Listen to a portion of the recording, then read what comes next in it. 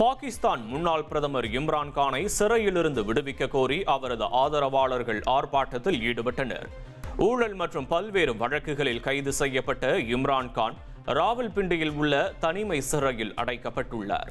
இந்த நிலையில் இம்ரான்கானை விடுதலை செய்ய கோரி இஸ்லாமாபாத்தில் உள்ள நீதிமன்ற வளாகத்தில் அவரது ஆதரவாளர்கள் ஆர்ப்பாட்டத்தில் ஈடுபட்டனர்.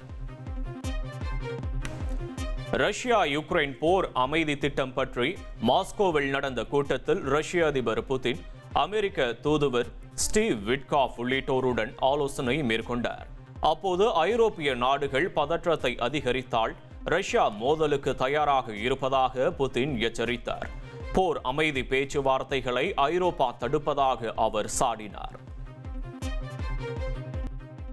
வரும் ஜனவரியில் நடைபெறவுள்ள 3 போட்டிகள் கொண்ட T20 கிரிக்கெட் தொடரில் பங்கேற்பதற்காக பாகிஸ்தான் அணி இலங்கைக்கு சுற்றுப்பயணம் மேற்கொள்கிறது. இலங்கையின் ரங்கிரி டம்புலா சர்வதேச கிரிக்கெட் ஸ்டேடியத்தில் ஜனவரி 7 முதல் 11ஆம் தேதி வரை இப்போட்டி நடைபெறுகிறது. அடுத்த ஆண்டு T20 உலகக்கோப்பை போட்டிக்கு தயாராகும் வகையில் பாகிஸ்தான் அணியின் இந்த சுற்றுப்பயணம் அமையும் என கூறப்படுகிறது. இனி செல்லும் இடமெல்லாம் செய்தி. தந்தி டிவியின் வாட்ஸ்அப் சேனலை ஃபாலோ பண்ணினா செல்ல இருக்கும் இடமெல்லாம் செய்தி. இதோ QR கோட் இப்பவே ஸ்கேன் பண்ணுங்க, ஃபாலோ பண்ணுங்க.